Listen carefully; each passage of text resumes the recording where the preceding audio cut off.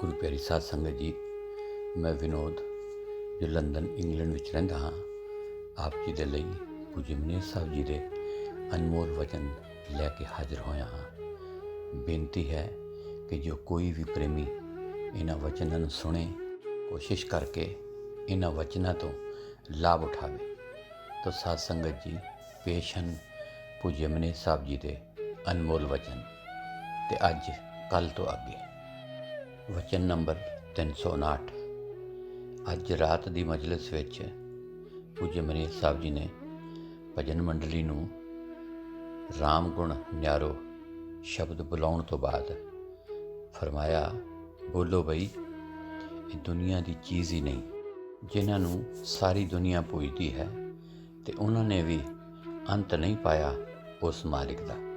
ਤੇ ਇਹੀ ਗੋਸਵਾਮੀ ਤੁਲਸੀ ਸਾਹਿਬ ਨੇ ਕਿਹਾ ਹੈ, कहूँ कहाँ लग नाम बढ़ाई, राम न सके नाम गुण गाई। तो फिर पूज्य मनीष साहब जी ने फरमाया, ਉਹ ਰਾਮ ਇਸ ਤਰਲੋਕੀ ਦਾ ਮਾਲਕ ਤਾਂ ਜ਼ਰੂਰ ਬਣਿਆ, ਪਰ ਉਸਨੇ ਵੀ ਉਸ ਸਤਿਗੁਰੂ ਦਾ ਅੰਤ ਨਾ ਪਾਇਆ। ਤੇ ਫਿਰ ਪੂਜਯ ਮਨੀਸ਼ ਸਾਹਿਬ ਜੀ ਨੇ ਫਰਮਾਇਆ, ਦਸ਼ਰਥ ਸੁਤ ਤਰਲੋਕੀ ਜਾਣਾ, ਰਾਮ ਨਾਮ ਕਾ ਮਰਮ ਨਾ ਜਾਣਾ। ਉਸ ਨੂੰ ਵੀ ਉਸ ਸਤ ਤਾਕਤ ਦਾ ਪਤਾ ਨਾ ਲੱਗਿਆ। ਤਾਂ ਮਾਸਟਰ ਗੋਪਾਲ ਸਿੰਘ ਜੀ ਕਹਿਣ ਲੱਗੇ, ਹਜ਼ੂਰ ਸਾਰੇ ਹੀ ਫਕੀਰ ਨਿਆਰੋ ਨਿਆਰੋ ਕਹਿ ਕੇ ਗਏ ਨੇ, ਪਰ ਉਹਨਾਂ ਨੇ ਇਹ ਨਹੀਂ ਦੱਸਿਆ ਕਿ ਉਹ ਕੀ ਚੀਜ਼ ਹੈ। ਤਾਂ ਪੂਜਯ ਮਨੀਸ਼ ਸਾਹਿਬ ਜੀ ਨੇ ਫਰਮਾਇਆ, ਉਹ ਦੱਸਦੇ ਤਾਂ ਹਨ ਪਰ ਕੋਈ ਸੁਣਦਾ ਹੀ ਨਹੀਂ। ਜਿਵੇਂ ਮਾਸਟਰ ਕਹਿੰਦਾ ਹੈ ਕਿ ਲੈਬੋਰੇਟਰੀ 'ਚ ਜਾ ਕੇ ਤਜਰਬਾ ਕਰੋ, ਇਸ ਤਰ੍ਹਾਂ ਇਹ ਵੀ ਕਰੋ। ਕੋਈ ਕਰਦਾ ਹੈ? ਗੋਪਾਲ ਸਿੰਘ ਜੀ ਨੇ ਕਿਹਾ, ਜੀ ਨਹੀਂ। ਠੀਕ ਹੈ, ਉਹਨਾਂ ਨੇ ਕਿਹਾ ਕਿ ਤੁਸੀਂ ਤਜਰਬਾ ਕਰੋ, ਪਰ ਦੱਸਿਆ ਤਾਂ ਕੁਝ ਵੀ ਨਹੀਂ ਕਿ ਤੁਸੀਂ ਕੀ ਕਰੋ। ਤਾਂ ਪੂਜਯ ਮਨੀਸ਼ ਸਾਹਿਬ ਜੀ ਨੇ ਫਰਮਾਇਆ, ਫਿਰ ਉਹੀ ਗੱਲ ਆ ਗਈ, ਉਸ ਦੀ ਕੋਈ ਮਿਸਾਲ ਹੀ ਨਹੀਂ। ਕੀ ਕਹਿਣ, ਇਹ ਤਾਂ ਦੇਖਣ ਦੀ ਚੀਜ਼ ਹੈ। ਪ੍ਰਾਈਮ ਮਿਨਿਸਟਰ ਬੈਠਾ ਹੈ, ਉਸ ਨੂੰ ਹੀ ਪਤਾ ਹੈ ਕੀ ਕਰਨਾ ਹੈ। ਲੋਕ ਵੈਸੇ ਹੀ ਨੁਕਸ ਕੱਢਦੇ ਰਹਿੰਦੇ ਨੇ, ਕੋਈ ਹੋਰ ਬੈਠੇ ਤਾਂ ਉਸ 'ਚ ਨੁਕਸ ਕੱਢਣ ਲੱਗ ਜਾਣਗੇ, ਪਰ ਉਸ ਨੂੰ ਹੀ ਪਤਾ ਕਿਵੇਂ ਕਰਨਾ ਹੈ। ਫਿਰ ਫਰਮਾਇਆ, ਜਦੋਂ ਤੁਸੀਂ ਉੱਥੇ ਜਾਓਗੇ ਫਿਰ ਪਤਾ ਲੱਗੂਗਾ ਕਿ ਕਿਵੇਂ ਕਰਨਾ ਹੈ। ਵਚਨ ਨੰਬਰ 360। ਰਾਤ ਦੀ ਮਜਲਿਸ ਦੀ ਸਮਾਪਤੀ 'ਤੇ ਗਿਆਨੀ ਕਰਤਾਰ ਸਿੰਘ ਦੇ ਘਰਾਂ 'ਚੋਂ ਗੁਰਬਾਣੀ ਦਾ ਸ਼ਬਦ ਸੁਣੋ ਬੇਨੰਤੀ ਠਾਕਰ ਮੇਰੇ ਬੋਲਿਆ। ਤਾਂ ਪੂਜਯ ਮਨੀਸ਼ ਸਾਹਿਬ ਜੀ ਨੇ ਫਰਮਾਇਆ, ਇਹ ਤਾਂ ਤੜਫ ਦੀ ਚੀਜ਼ ਹੈ। ਕੋਈ ਬੀਬੀ ਸੀ, ਉਹ ਅਚਾਨਕ ਹੀ ਨਾਲ ਦੇ ਕਿਸੇ ਘਰ ਗਈ ਤਾਂ ਪਿੱਛੋਂ ਬੱਚਾ ਜਾਗ ਪਿਆ ਤਾਂ ਉਹ ਰੋਣ ਲੱਗਾ। ਤਾਂ ਬੀਬੀ ਨੂੰ ਅੰਦਰੋਂ ਖਿਆਲ ਆਇਆ ਕਿ ਬੱਚਾ ਰੋ ਰਿਹਾ ਹੈ। ਉਹ ਉੱਥੇ ਦੌੜੀ ਦੌੜੀ ਆਈ ਤੇ ਆ ਕੇ ਬੱਚੇ ਨੂੰ ਚੁੱਕ ਲਿਆ। ਬੱਚਾ ਸੋਚਣ ਲੱਗਾ ਕਿ ਇਹ ਤਰੀਕਾ ਤਾਂ ਸੌਖਾ ਹੈ ਮਾਂ ਨੂੰ ਬੁਲਾਉਣ ਦਾ। ਤਾਂ ਬੱਚਾ ਇੱਕ ਦਿਨ ਕਹਿੰਦਾ, ਦੇਖਾਂ ਤਾਂ ਸਹੀ ਮਾਂ ਮੈਨੂੰ ਚੁੱਕਦੀ ਹੈ ਕਿ ਨਹੀਂ। ਹਾਲਾਂਕਿ ਮਾਂ ਘਰੇ ਹੀ ਕੰਮ ਕਰ ਰਹੀ ਸੀ। ਬੱਚਾ ਰੋਣ ਲੱਗਾ, ਪਰ ਮਾਂ ਕੰਮ ਕਰਦੀ ਰਹੀ। ਉਸਨੇ ਬੱਚੇ ਨੂੰ ਨਾ ਚੁੱਕਿਆ। ਤਾਂ ਕਾਫੀ ਦੇਰ ਬਾਅਦ ਬੱਚਾ ਕਹਿਣ ਲੱਗਾ, ਉਸ ਦਿਨ ਤੂੰ ਦੂਸਰੇ ਘਰੋਂ ਵੀ ਆ ਗਈ ਸੀ ਮੇਰੇ ਰੋਣ ਦੀ ਆਵਾਜ਼ ਸੁਣ ਕੇ। ਅੱਜ ਮੈਂ ਤੇਰੇ ਕੋਲ ਹੀ ਰੋਈ ਜਾ ਰਿਹਾ ਹਾਂ, ਅੱਜ ਮੈਨੂੰ ਕਿਉਂ ਨਹੀਂ ਚੁੱਕਿਆ। ਤਾਂ ਮਾਂ ਕਹਿਣ ਲੱਗੀ, ਮੇਰੇ ਪਿਆਰੇ ਬੱਚੇ, ਜੋ ਤੜਫ ਤੇਰੇ ਉਸ ਦਿਨ ਰੋਵਣ ਦੀ ਸੀ, ਉਹ ਅੱਜ ਤੜਫ ਨਹੀਂ ਹੈ। ਫਿਰ ਫਰਮਾਇਆ ਕਿ ਇਹ ਜਿਵੇਂ ਕਹਿੰਦੇ ਨੇ ਕਿ ਬੁਰੇ ਭਲੇ ਜੋ ਤੜਫ ਨਾਲ ਕਹਿਣ ਤਾਂ ਉਹ ਸਤਿਗੁਰ ਆ ਜਾਵੇ, ਪਰ ਅਸੀਂ ਕਹਿੰਦੇ ਹੀ ਉੱਪਰੋਂ ਉੱਪਰ ਹਾਂ। ਰਾਤ ਦੇ ਠੀਕ 12:10 'ਤੇ ਮਜਲਿਸ ਦੀ ਸਮਾਪਤੀ ਹੋਈ। ਵਚਨ ਨੰਬਰ 361। ਅੱਜ ਰਾਤ ਦੀ ਮਜਲਿਸ 'ਚ ਰਾਜਸਥਾਨ ਭੀਲਵਾ ਤੋਂ ਆਈ ਇੱਕ ਚਿੱਠੀ ਪੂਜਯ ਮਨੀਸ਼ ਸਾਹਿਬ ਜੀ ਨੇ ਪੜ੍ਹਵਾਈ। ਚਿੱਠੀ ਵਿੱਚ ਲਿਖਿਆ ਸੀ ਕਿ ਜਦੋਂ ਦਾ ਅਸੀਂ ਨਾਮ ਲਿਆ ਹੈ, ਲੋਕ ਸਾਡੀ ਕਾਫੀ ਨਿੰਦਿਆ ਕਰਦੇ ਨੇ। ਤੇ ਦੂਸਰਾ, ਮੇਰਾ ਭਾਈ ਇੱਕ ਦਿਨ ਸਿਮਰਨ 'ਤੇ ਬੈਠਾ ਸੀ ਤਾਂ ਉਸਦੇ ਹੱਥ ਪੈਰ ਸੌਂ ਗਏ। ਉਸ ਨੂੰ ਇਸ ਤਰ੍ਹਾਂ ਮਹਿਸੂਸ ਹੋ ਰਿਹਾ ਸੀ ਕਿ ਮੇਰੇ ਸਰੀਰ 'ਚ ਸਾਹ ਹੀ ਨਹੀਂ। ਬਾਅਦ 'ਚ ਉਸ ਨੂੰ ਇੱਕ ਭਿਆਨਕ ਰਾਖਸ਼ ਦਿਖਾਈ ਦਿੱਤਾ, ਜਿਸ ਕਰਕੇ ਭਾਈ ਬਹੁਤ ਹੀ ਡਰਿਆ। 2 ਘੰਟੇ ਤੱਕ ਬੋਲ ਨਹੀਂ ਸਕਿਆ। ਫਿਰ ਮੈਂ ਉਸ ਨੂੰ ਕਾਫੀ ਦਿਲਾਸਾ ਦਿੱਤਾ ਤਾਂ ਜਾ ਕੇ ਉਹ ਠੀਕ ਹੋਇਆ। ਕਿਰਪਾ ਕਰਕੇ ਆਪ ਆਪਣੇ ਬੱਚਿਆਂ 'ਤੇ दया मेहर बना के रखना कि दोबारा ऐसी काल कोई शरारत ना करे। ये चिट्ठी सुन के पूज्य मनेह साहब जी हंसन लगे। फिर फरमाया, डर गए? काल कई रूप धारता है। ये की अंदर वड्डियां वड्डियां शक्तियां ने, डाकणी साकणी बहु किलकारे। तो फिर फरमाया, कईयां तो भजन हुंदा नहीं, ਜਿਹੜੇ ਕਰਦੇ ਨੇ ਉਹ ਡਰਦੇ ਨੇ। ਫਿਰ ਆਪ ਜੀ ਨੇ ਗੰਗਾਨਗਰ ਤੋਂ ਚੌਧਰੀ ਦੇ ਬਾਪ ਬਲਦੇਵ ਸਿੰਘ ਦੀ ਗੱਲ ਕਰਦੇ ਹੋਏ ਫਰਮਾਇਆ, ਉਹ ਕਹਿੰਦਾ ਹੈ ਕਿ ਜਦੋਂ ਮੈਂ ਸਿਮਰਨ 'ਤੇ ਬੈਠਦਾ ਹਾਂ ਅਤੇ ਜਦੋਂ ਰੂਹ ਅੰਦਰ ਜਾਣ ਲੱਗਦੀ ਹੈ ਤਾਂ ਮੈਂ ਡਰ ਕੇ ਉੱਠ ਖਲੋਂਦਾ ਹਾਂ, ਕਿਤੇ ਮਰਿਆ ਹੋਇਆ ਸਮਝ ਕੇ ਘਰ ਵਾਲੇ ਚੱਕ ਕੇ ਫੂਕ ਹੀ ਨਾ ਆਉਣ। ਵਚਨ ਨੰਬਰ 362। ਅੱਜ ਡੇਰਾ ਜਗਮਾਲ ਵਾਲੀ ਵਿੱਚ ਰਾਤ ਦੀ ਮਜਲਿਸ 'ਚ ਪੂਜਯ ਮਨੇਹ ਸਾਹਿਬ ਜੀ ਨੇ ਫਰਮਾਇਆ, ਇਸੇ ਤਰ੍ਹਾਂ ਹੀ ਇੱਕ ਆਦਮੀ ਭੈਰੋਂ ਦੀ ਪੂਜਾ ਕਰਦਾ ਸੀ ਅਤੇ ਫਿਰ ਉਸਨੇ ਨਾਮ ਲੈ ਲਿਆ। ਇੱਕ ਦਿਨ ਉਸ ਨੂੰ ਵੀ ਭੈਰੋਂ ਨੇ ਘੇਰ ਲਿਆ ਅਤੇ ਉਸ ਦੇ ਮਗਰ ਕੁੱਤੇ ਪੈ ਗਏ ਅਤੇ ਇੱਕ ਕੁੱਤੇ ਨੇ ਤਾਂ ਉਸ ਨੂੰ ਵੱਢ ਵੀ ਲਿਆ। ਫਿਰ ਉਸਨੇ ਇੱਕ ਕੁੱਤੇ ਦੇ ਇੱਕ ਵੱਡਾ ਵੱਟਾ ਮਾਰਿਆ ਤਾਂ ਇੱਕ ਕੁੱਤਾ ਮਰ ਗਿਆ ਅਤੇ ਦੂਸਰੇ ਕੁੱਤੇ ਫਿਰ ਦੂਰ ਦੂਰ ਜਾ ਕੇ ਬੈਠ ਗਏ ਅਤੇ ਨੇੜੇ ਨਾ ਆਉਣ ਕਿ ਇਹ ਮਾਰ ਦੇਗਾ। ਉਸ ਦੇ ਕੋਲ ਕਾਫੀ ਬੱਟੇ ਸੀ। ਫਿਰ ਫਰਮਾਇਆ, ਕਾਲ ਉਸ ਨੂੰ ਹੀ ਡਰਾਉਂਦਾ ਹੈ ਜਿਹੜੇ ਜ਼ਿਆਦਾ ਡਰਦੇ ਨੇ। ਅਤੇ ਫਿਰ ਪੂਜਯ ਮਨੇਹ ਸਾਹਿਬ ਜੀ ਨੇ ਫਰਮਾਇਆ, ਇੱਕ ਹੋਰ ਸੀ, ਉਹ ਵੀ ਭੈਰੋਂ ਦੀ ਹੀ ਪੂਜਾ ਕਰਦਾ ਸੀ। ਉਸ ਦੇ ਭਾਈ ਨੇ ਨਾਮ ਲਿਆ ਹੋਇਆ ਸੀ। ਭਾਈ ਉਸ ਨੂੰ ਗਾਲਾਂ ਕੱਢਿਆ ਕਰਦਾ ਸੀ। ਇੱਕ ਦਿਨ ਭੈਰੋਂ ਉਸ ਨੂੰ ਕਹਿੰਦਾ ਕਿ ਮੈਂ ਤੈਨੂੰ ਮਾਰਾਂਗਾ। ਕਹਿੰਦਾ, ਕਿਉਂ? ਉਸ ਨੂੰ ਮਾਰ, ਉਹ ਗਾਲਾਂ ਕੱਢਦਾ ਹੈ। ਨਹੀਂ, ਤੈਨੂੰ ਹੀ ਮਾਰਾਂਗਾ, ਉਹ ਤਾਂ ਮੈਥੋਂ ਡਰਦਾ ਨਹੀਂ। ਤਾਂ ਪੂਜਯ ਮਨੇਹ ਸਾਹਿਬ ਜੀ ਨੇ ਫਰਮਾਇਆ, ਇਹ ਸਾਰੇ ਉਸੇ ਨੂੰ ਹੀ ਡਰਾਉਂਦੇ ਨੇ ਜਿਹੜੇ ਇਹਨਾਂ ਤੋਂ ਡਰਦੇ ਨੇ। ਜੋ ਫਕੀਰ ਨਾਮ ਦੱਸਦੇ ਨੇ ਉਸ ਦੇ ਨੇੜੇ ਇਹ ਨਹੀਂ ਆਉਂਦੇ। ਫਿਰ ਆਪ ਜੀ ਨੇ ਦਾਦੂ ਸਾਹਿਬ ਜੀ ਦੀ ਬਾਣੀ ਜਿਨਕਾ ਰਾਮ ਭਰੋਸਾ ਭਾਰੀ ਸ਼ਬਦ ਬੁਲਾਇਆ ਅਤੇ ਫਿਰ ਫਰਮਾਇਆ ਕਿ ਜਿੱਥੇ ਜਿੱਥੇ ਉਹ ਤਾਕਤ ਆਈ ਉਹ ਲੋਕ ਉਸ ਨੂੰ ਉੱਥੇ ਹੀ ਮੰਨ ਕੇ ਬੈਠ ਗਏ।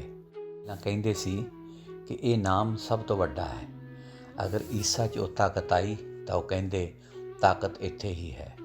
ਮੁਹੰਮਦ ਸਾਹਿਬ 'ਚ ਆਈ ਤਾਂ ਉਹ ਕਹਿੰਦੇ ਇੱਥੇ ਹੀ ਹੈ। ਜੇ ਬਿਆਸ ਆਈ ਤਾਂ ਉਹ ਕਹਿੰਦੇ ਇੱਥੇ ਹੀ ਹੈ।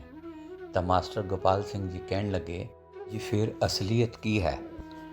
ਇਹ ਸੁਣ ਕੇ ਪੂਜਯ ਮਨੇਹ ਸਾਹਿਬ ਜੀ ਨੇ ਫਰਮਾਇਆ ਕਿ ਅਸਲੀਅਤ ਇਹੋ ਹੈ ਕਿ ਜੋ ਮੌਕੇ 'ਤੇ ਫਕੀਰ ਦੱਸਦੇ ਨੇ ਉਹੀ ਨਾਮ ਕੰਮ ਕਰਨ ਵਾਲਾ ਹੈ, ਹੋਰ ਕੋਈ ਨਹੀਂ। ਗੁਰੂ ਨਾਨਕ ਸਾਹਿਬ ਜੀ ਨੇ ਵੀ ਇਹੋ ਕਿਹਾ ਹੈ, ਨਾਨਕ ਆਦ ਅੰਗਦ ਅਮਰ ਸਤਿਗੁਰ ਸ਼ਬਦ ਸਮਾਇਓ, ਧੰਨ ਧੰਨ ਗੁਰੂ ਰਾਮਦਾਸ ਜਿਨ ਪਾਰਸ ਪਰਸ ਮਿਲਾਇਓ। ਕੰਮ ਕਰਨ ਵਾਲੀ ਉਹ ਸ਼ਕਤੀ ਹੈ, ਉਹਨਾਂ ਦੇ ਜ਼ਰੀਏ ਹੀ ਦੱਸਿਆ ਹੋਇਆ ਨਾਮ ਜਮਦੂਤਾਂ ਤੋਂ ਛੁਡਾਉਣ ਵਾਲਾ ਹੈ।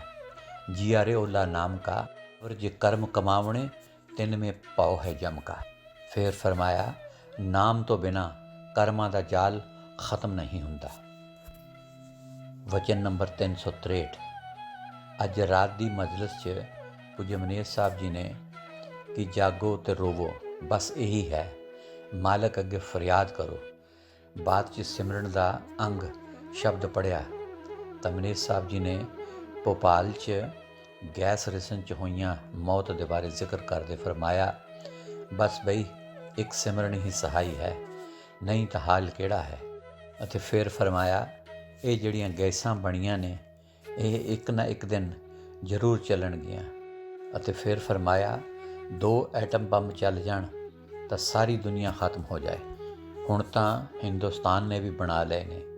ਅਤੇ ਫਿਰ ਫਰਮਾਇਆ, ਜਿੰਨੀ ਦੁਨੀਆ ਆਰਾਮ ਪ੍ਰਸਤ ਹੁੰਦੀ ਜਾ ਰਹੀ ਹੈ ਉਨਾ ਹੀ ਇਸ ਦਾ ਆਪਣੇ ਆਪ 'ਚ ਖਾਤਮਾ ਹੁੰਦਾ ਜਾਂਦਾ ਹੈ। ਦੁਨੀਆ ਦਾ ਆਪਣੇ ਆਪ ਹੀ ਬੇੜਾ ਗਰਕ ਹੁੰਦਾ ਜਾਂਦਾ ਹੈ। ਵਚਨ ਨੰਬਰ 364। ਅੱਜ ਰਾਤ ਦੀ ਮਜਲਿਸ ਸਮਾਪਤ ਕਰਨ ਤੋਂ ਬਾਅਦ ਜਦ ਪੂਜਯ ਮਨੇਹ ਸਾਹਿਬ ਜੀ ਅੰਦਰ ਜਾਣ ਲੱਗੇ ਤਾਂ ਇਨਾਮੀ ਦੇ ਗੇਟ ਦੇ ਅੱਗੇ ਫਾਜ਼ਿਲਕਾ ਤੋਂ ਆਏ 2-3 ਨਵੇਂ ਪ੍ਰੇਮੀ ਮਿਲੇ। ਉਹਨਾਂ 'ਚ ਇੱਕ ਆਦਮੀ ਬਿਮਾਰ ਸੀ। ਉਸਨੇ ਆਪਣੀ ਬਿਮਾਰੀ ਬਾਰੇ ਪੂਜਯ ਮਨੇਹ ਸਾਹਿਬ ਜੀ ਨੂੰ ਬੇਨਤੀ ਕੀਤੀ ਤਾਂ ਆਪ ਜੀ ਨੇ ਫਰਮਾਇਆ, ਇੱਥੇ ਇਹ ਕੰਮ ਨਹੀਂ ਹੁੰਦਾ।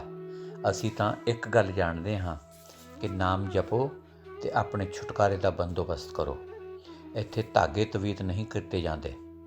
ਅਤੇ ਆਪ ਜੀ ਇਨਾਮੀ ਵਿੱਚ ਚਲੇ ਗਏ। ਬਾਅਦ ਵਿੱਚ ਚੰਦ ਲਾਂਗਰੀ ਨੇ ਸਾਰੀ ਸੰਗਤ ਨੂੰ ਕੋਕ ਦਿੱਤੇ। ਵਚਨ ਨੰਬਰ 365। ਅੱਜ ਰਾਤ ਦੀ ਮਜਲਿਸ 'ਚ ਮਹਾਤਮਾ ਗੁਰਨਾਮ ਦੇ ਪਿਤਾ ਜੀ ਤੇ ਹੋਰ ਪਰਿਵਾਰ ਦੇ ਕਈ ਮੈਂਬਰ ਪੂਜਯ ਮਨੇਰ ਸਾਹਿਬ ਜੀ ਦੇ ਦਰਸ਼ਨਾਂ ਲਈ ਡੇਰੇ ਆਏ। ਤਾਂ ਪੂਜਯ ਮਨੇਰ ਸਾਹਿਬ ਜੀ ਨੇ ਫਰਮਾਇਆ, ਇਹ ਕੌਣ ਨੇ? ਤਾਂ ਜੰਟੇ ਪ੍ਰੇਮੀ ਦਾ ਲੜਕਾ ਜੀ, ਚੋਰ ਮਾਰ ਤੋਂ ਆਏ ਹਾਂ। ਪੂਜਯ ਮਨੇਰ ਸਾਹਿਬ ਜੀ ਨੇ ਫਰਮਾਇਆ, ਚੋਰ ਮਾਰ ਲਿਆ ਕਿ ਚੋਰੀ ਕਰਾ ਲਈ? ਤਾਂ ਗੁਰਨਾਮ ਦਾ ਬਾਪ ਬੋਲਿਆ, ਜੀ ਚੋਰੀ ਕਰਾ ਲਈ ਹੈ। ਤਾਂ ਮਨੇਰ ਸਾਹਿਬ ਜੀ ਨੇ ਫਰਮਾਇਆ, ਚੋਰ ਨਹੀਂ ਫੜਿਆ ਗਿਆ? ਜੀ ਕੀ ਫੜਿਆ ਜਾਣਾ ਸੀ? ਫਿਰ ਮਨੇਰ ਸਾਹਿਬ ਜੀ ਨੇ ਫਰਮਾਇਆ, ਫਿਰ ਚੋਰੀ ਦੇ ਸਮਾਨ ਦੀ ਸਜ਼ਾ ਮਿਲੀ ਹੈ? ਤੇ ਗੁਰਨਾਮ ਦੇ ਪਿਤਾ ਜੀ ਨੇ ਕਿਹਾ, ਜੀ ਬਹੁਤ ਹੀ ਰਗੜਾ ਚੜ੍ਹਿਆ ਹੈ।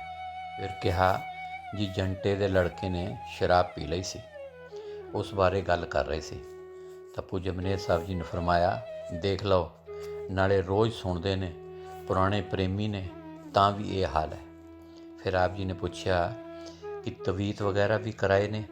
ਬੀਬੀ ਨੇ ਕਿਹਾ, ਜੀ ਸੱਚ ਕਹਿੰਦੇ ਹਾਂ, ਸਾਰਾ ਕੁਝ ਕਰਾਇਆ ਹੈ।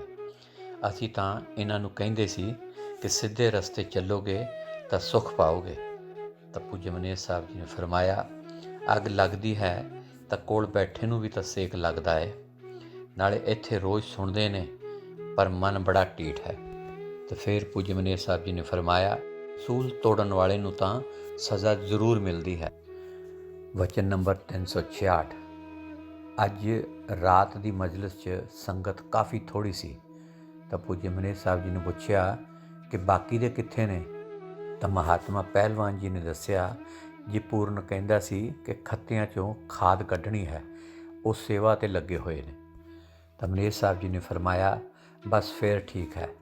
ਮਤਲਬ ਤਾਂ ਹੈ ਕਿ ਸੌਣ ਨਾ, ਸਾਧੂ ਦਾ ਤੇ ਨੀਂਦ ਦਾ ਵੈਰ ਹੈ। ਵਚਨ ਨੰਬਰ 370।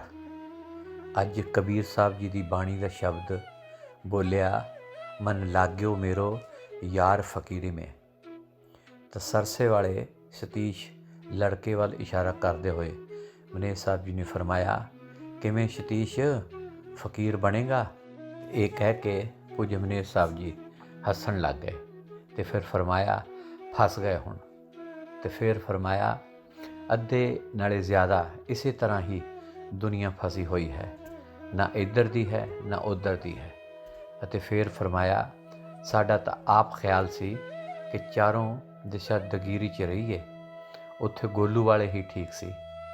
ਫਿਰ ਫਰਮਾਇਆ, ਸਾਡਾ ਤਾਂ ਖਿਆਲ ਸੀ ਕਿ 4 ਕਮਰੇ ਬਣਾ ਲਈਏ, ਕਾਫੀ ਨੇ। ਇਹ ਅਡੰਬਰ ਦਾ ਤਾਂ ਪਤਾ ਹੀ ਨਹੀਂ ਕਿਵੇਂ ਬਣ ਗਿਆ। ਇਹ ਸਤਿਗੁਰ ਨੇ ਖੇਲ ਕਰਨਾ ਸੀ, ਦੁਨੀਆ ਨੂੰ ਲਾਹਨਤ ਮਾਰਨੀ ਸੀ, ਤਾਂ ਹੀ ਬਣਿਆ ਹੈ। ਵਚਨ ਨੰਬਰ 371। ਅੱਜ ਰਾਤ ਦੀ ਮਜਲਿਸ 'ਚ ਕਬੀਰ ਸਾਹਿਬ ਜੀ ਦੀ ਬਾਣੀ 'ਚੋਂ ਸ਼ਬਦ ਬੋਲਿਆ, ਮੂਲ ਭੇਦ ਕੁਛੁ ਨਿਆਰਾ ਸਾਧੋ। ਤਾਂ ਪਰਮਾਰਥ ਦੀ ਅਸਲੀਅਤ ਦਾ ਜ਼ਿਕਰ ਕਰਦੇ ਹੋਏ ਪੂਜਯ ਮਨੇਰ ਸਾਹਿਬ ਜੀ ਨੇ ਫਰਮਾਇਆ, ਲੋਕ ਕਹਿੰਦੇ ਨੇ ਕਿ ਜਿਹੜਾ ਅਸੀਂ ਗਾਉਂਦੇ ਹਾਂ ਇਹੀ ਭਜਨ ਹੈ, ਤੀਰਥਾਂ 'ਤੇ ਜਾਂਦੇ ਹਾਂ ਇਹ ਵੀ ਭਜਨ ਹੈ, ਪਰ ਲੋਕਾਂ ਤੋਂ ਅਸਲੀ ਚੀਜ਼ ਭੁੱਲੀ ਹੋਈ ਹੈ। ਇਸ ਦਾ ਪਤਾ ਹੀ ਨਹੀਂ ਭਜਨ ਕੋਈ ਨਿਆਰੀ ਚੀਜ਼ ਹੈ। ਉਹ ਕਿਹੜਾ ਭਜਨ ਹੈ ਉਸ ਦਾ ਪਤਾ ਹੀ ਨਹੀਂ। ਫਿਰ ਮਾਸਟਰ ਜੀ ਨੂੰ ਮੁਖਾਤਬ ਹੋ ਕੇ ਪੂਜਯ ਮਨੇਰ ਸਾਹਿਬ ਜੀ ਨੇ ਫਰਮਾਇਆ, ਕਿਵੇਂ ਮਾਸਟਰ ਜੀ, ਸਾਰੀ ਦੁਨੀਆ ਤੀਰਥਾਂ ਤੇ ਮੂਰਤੀ ਪੂਜਾ 'ਚ ਫਸੀ ਹੋਈ ਹੈ। ਉਸ ਦਾ ਫਲ ਤਾਂ ਹੈ, ਸਵਰਗਾਂ ਤੱਕ ਪਹੁੰਚ ਜਾਣਗੇ, ਪਰ ਛੁਟਕਾਰਾ ਨਹੀਂ। ਕ੍ਰਿਸ਼ਨ ਭਗਵਾਨ ਜੀ ਨੇ ਕਿਹਾ ਹੈ ਕਿ ਹੇ ਉਦੋਂ ਆ ਜਿਹੜਾ ਕੀੜਾ ਜਾ ਰਿਹਾ ਹੈ, ਕਈ ਦਫਾ ਸਵਰਗਾਂ ਦਾ ਰਾਜਾ ਇੰਦਰ ਬਣਿਆ, ਕਈ ਦਫਾ ਸ੍ਰਿਸ਼ਟੀ ਦਾ ਕਰਤਾ ਬ੍ਰਹਮਾ ਬਣਿਆ, ਅੱਜ ਇਹ ਫੇਰ ਕੀੜਾ ਹੈ। ਫਿਰ ਕੀ ਫਾਇਦਾ ਐਸੀ ਭਗਤੀ ਕਰਨ ਦਾ ਜੋ ਦੁਬਾਰਾ ਕੀੜੇ ਬਣਨਾ ਪਵੇ। ਅਤੇ ਫਿਰ ਪੂਜਯ ਮਨੇਰ ਸਾਹਿਬ ਜੀ ਨੇ ਫਰਮਾਇਆ, ਆਮ ਦੁਨੀਆ ਸਵਰਗਾਂ ਤੱਕ ਹੀ ਪਹੁੰਚਦੀ ਹੈ, ਇੱਥੋਂ ਫਿਰ ਗਿਰਾਵਟ ਸ਼ੁਰੂ ਹੋ ਜਾਂਦੀ ਹੈ। ਇੱਕ ਸ਼ਬਦ ਗੁਰੂ ਦੀ ਭਗਤੀ ਹੀ ਛੁਟਕਾਰੇ ਵਾਲੀ ਹੈ। ਫਿਰ ਆਪ ਜੀ ਨੇ ਫਰਮਾਇਆ, ਗਵਰਨਮੈਂਟ ਨੇ ਸਾਨੂੰ ਬਿਜਲੀ ਦੇ ਦਿੱਤੀ, ਇਸ ਨਾਲ ਜੋ ਮਰਜ਼ੀ ਕੰਮ ਕਰ ਲਓ, ਕੋਈ ਕਾਰਖਾਨਾ ਲਾ ਲਓ, ਕੋਈ ਹੋਰ ਕੰਮ ਕਰ ਲਓ। ਇਸੇ ਤਰ੍ਹਾਂ ਹੀ ਉਸ ਮਾਲਕ ਦੀ ਦਰਗਾਹ 'ਚੋਂ ਕਰੰਟ ਆ ਰਹੀ ਹੈ, ਉਸ ਨੂੰ ਅਸੀਂ ਕਿੱਥੇ ਮਰਜ਼ੀ ਲਾ ਲਓ, ਚਾਹੇ ਪੂਜਾ ਪਾਠ ਕਰ ਲਓ, ਚਾਹੇ ਵਿਸ਼ੇ ਵਿਕਾਰ ਭੋਗ ਕਮਾ ਲਓ, ਚਾਹੇ ਸ਼ਬਦ ਗੁਰੂ ਦੀ ਭਗਤੀ ਕਰ ਲਓ। ਅਤੇ ਫਿਰ ਫਰਮਾਇਆ, ਉਹ ਰਾਮ ਨਾਮ ਦੀ ਧਾਰ ਹੈ, ਜਦੋਂ ਨਿਕਲ ਜਾਂਦੀ ਹੈ ਬਸ ਸਾਰਾ ਕੁਝ ਉਸੇ ਵੇਲੇ ਖਤਮ ਹੋ ਜਾਂਦਾ ਹੈ। ਕਰੰਟ ਤੋਂ ਜੋ ਮਰਜ਼ੀ ਕੰਮ ਲੈ ਲਓ, ਕੋਈ ਐਸਾ ਫਕੀਰ ਮਿਲੇ ਜੋ ਸਾਨੂੰ ਉਸ ਕਰੰਟ ਨਾਲ ਜੋੜਨਾ ਸਿਖਾਏ ਤਾਂ ਇਹ ਮਾਲਕ ਦੀ ਦਰਗਾਹ 'ਚ ਚਲਾ ਜਾਏ। ਇਹ ਮੂਲ ਭੇਦ ਨਿਆਰਾ ਹੈ। ਕਈ ਫਕੀਰ ਗਏ ਹਨ, ਕਈ ਤਾਂ ਅੱਖਰਾਂ 'ਚ ਹੀ ਜਕੜੇ ਪਏ ਨੇ, ਸਿੱਖ ਤਾਂ ਐਵੇਂ ਹੀ ਜਕੜੇ ਪਏ ਨੇ। ਮੇਰੇ ਸਾਹਿਬਾ ਹਉ ਆਪੇ ਭਰਮ ਪੁਲਾਣੀ, ਅੱਖਰ ਲਿਖੇ ਸੋਈ ਗਾਵਾਂ ਅਵਰ ਨ ਜਾਣਾ ਬਾਣੀ। ਘੱਟ ਅੰਤਰੇ ਸਾਚੀ ਬਾਣੀ, ਸਾਚੋ ਆਪ ਪਛਾਣੇ ਰਾਮ। ਤੇ ਫਿਰ ਫਰਮਾਇਆ, ਐਸਾ ਕੋਈ ਫਕੀਰ ਮਿਲੇ ਉਹ ਸਹੀ ਰਸਤਾ ਦੱਸਦਾ ਹੈ। ਜਦੋਂ ਉਹ ਸੱਚੀ ਬਾਣੀ ਆਉਂਦੀ ਹੈ ਤਾਂ ਫਿਰ ਸਾਰੇ ਦੁੱਖ ਹਟਦੇ ਨੇ। ਦੁੱਖ ਰੋਗ ਸੰਤਾਪ ਉਤਰੇ ਸੁਣੀ ਸੱਚੀ ਬਾਣੀ। ਤੇ ਫਿਰ ਫਰਮਾਇਆ, ਜੇ ਦੁੱਖ ਦੂਰ ਹੀ ਨਾ ਹੋਏ ਤਾਂ ਸਮਝੋ ਉਹ ਬਾਣੀ ਆਈ ਹੀ ਨਹੀਂ। ਬਾਕੀ ਸਾਰੀ ਭਗਤੀ ਕਾਲ ਦੇ ਦਾਇਰੇ ਦੀ ਹੈ। ਕਰਮ ਧਰਮ ਪਾਖੰਡ ਜੋ ਦਿਸੇ, ਤਿੰਨ ਜਮ ਜਾਗਾਤੀ ਲੂਟੇ। ਨਿਰਵਾਣ ਕੀਰਤਨ ਗਾਵੋ ਕਰਤੇ ਕਾ, ਨਿਮਖ ਸਿਮਰਤ ਜਿਤ ਛੂਟੇ। ਤੇ ਫਿਰ ਫਰਮਾਇਆ, ਇਹੀ ਗੁਰੂ ਸਾਹਿਬ ਜੀ ਨੇ ਕਿਹਾ ਸੀ, ਸੋਧਤ ਸੋਧਤ ਤਤ ਵਿਚਾਰਿਓ, ਭਗਤੀ ਸ਼੍ਰੇਸ਼ਟ ਪੂਰੀ। ਕਹੋ ਨਾਨਕ ਇੱਕ ਰਾਮ ਨਾਮ ਬਿਨ, ਅਵਰ ਸਗਲ ਵਿਧਿ ਉਰੀ। ਤੇ ਫਿਰ ਫਰਮਾਇਆ, ਰਾਮ ਨਾਮ ਕਹੋ, ਸ਼ਬਦ ਗੁਰੂ ਕਹੋ, ਉਸ ਨੂੰ ਸਾਰੇ ਹੀ ਭੁੱਲੀ ਬੈਠੇ ਨੇ। ਅਤੇ ਫਿਰ ਫਰਮਾਇਆ, ਇਹ ਕਿਸੇ ਦੇ ਵੱਸ ਦੀ ਨਹੀਂ। ਪੜ੍ਹਦੇ ਨੇ ਸ਼ਬਦੇ ਧਰਤੀ ਸ਼ਬਦੇ ਆਕਾਸ਼, ਸ਼ਬਦੇ ਸ਼ਬਦ ਭਿਆ ਪ੍ਰਕਾਸ਼। ਤਾਂ ਆਖਿਰ 'ਚ ਕੀ ਲਿਖਦੇ ਨੇ, ਕਰ ਕਿਰਪਾ ਜਿਸ ਆਪਣੇ ਨਾਮ ਲਾਏ, ਨਾਨਕ ਸੋ ਜਨ ਚੌਥੇ ਪਦ ਗਤ ਪਾਏ। ਅਤੇ ਫਿਰ ਫਰਮਾਇਆ, ਉਹ ਅਸਲੀ ਚੀਜ਼ ਹੈ। ਸੋ ਗੁਰੂ ਪਿਆਰੀ ਸਾਧ ਸੰਗਤ ਜੀ, ਅੱਜ ਲਈ ਸਿਰਫ ਇੰਨਾ ਹੀ। ਕੱਲ੍ਹ ਫੇਰ ਆਪਣੇ ਪਿਆਰੇ ਮੁਰਸ਼ਦ ਪੂਜਯ ਮਨੀਸ਼ ਸਾਹਿਬ ਜੀ ਦੇ ਅਨਮੋਲ ਵਚਨਾਂ ਦਾ ਖਜ਼ਾਨਾ ਲੈ ਕੇ ਆਪ ਜੀ ਨਾਲ ਰੂਬਰੂ ਹੋਵਾਂਗਾ। ਤਦ ਤੱਕ ਦੇ ਲਈ ਇਸ ਨਾਚੀਜ਼ ਨੂੰ ਇਜਾਜ਼ਤ ਦਿਓ ਤੇ ਨਾਲ ਹੀ ਮੇਰੀ ਦੋਨੋਂ ਹੱਥ ਜੋੜ ਕੇ ਪਿਆਰ ਭਰੀ ਧੰਨ ਧੰਨ ਸਤਿਗੁਰੂ ਤੇਰਾ ਹੀ ਆਸਰਾ, ਹਾਜ਼ਰ ਨਾਜ਼ਰ ਜਿੰਦਾ ਰਾਮ ਤੇਰਾ ਹੀ ਆਸਰਾ ਕਬੂਲ ਫਰਮਾਓ। ਬਹੁਤ ਹੀ ਅੜੇ ਹੋਏ ਸੀ, ਉਹ ਆਪ ਜੀ ਦੀ ਮਿਹਰ ਨਾਲ ਸੰਪੂਰਨ ਹੋ ਗਏ ਹਨ। ਹੁਣ ਪਤਾ ਹੀ ਨਹੀਂ ਕਿ ਸਤਿਗੁਰ ਕਿਵੇਂ ਕੰਮ ਚਲਾਉਂਦਾ ਹੈ। ਆਪ ਜੀ ਦੀ ਬਹੁਤ ਮਿਹਰ ਹੈ। ਫਿਰ ਕਿਹਾ ਕਿ ਮੈਂ ਆਪ ਜੀ ਦੀ ਮੂੰਹ 'ਤੇ ਵਡਿਆਈ ਨਹੀਂ ਕਰ ਸਕਦਾ। ਤਾਂ ਪੂਜਯ ਮਨੀਸ਼ ਸਾਹਿਬ ਜੀ ਨੇ ਬਹੁਤ ਹੀ ਦੀਨਤਾ ਨਾਲ ਫਰਮਾਇਆ, ਸਾਡਾ ਕੀ ਹੈ, ਕਰਨ ਵਾਲਾ ਤਾਂ ਸਤਿਗੁਰ ਹੈ, ਆਪ ਦੇਖਦੇ ਜਾਓ। ਫਰਮਾਇਆ, ਮਸਤਾਨਾ ਜੀ ਕਿਹਾ ਕਰਦੇ ਸੀ ਕਿ ਦੁਨੀਆ ਦਾ ਰਾਮ ਹੈ ਸੁੱਕਾ, ਫਕੀਰਾਂ ਦਾ ਰਾਮ ਹਰਾ ਹੈ, ਉਹ ਕੰਮ ਕਰਨ ਵਾਲਾ ਹੈ।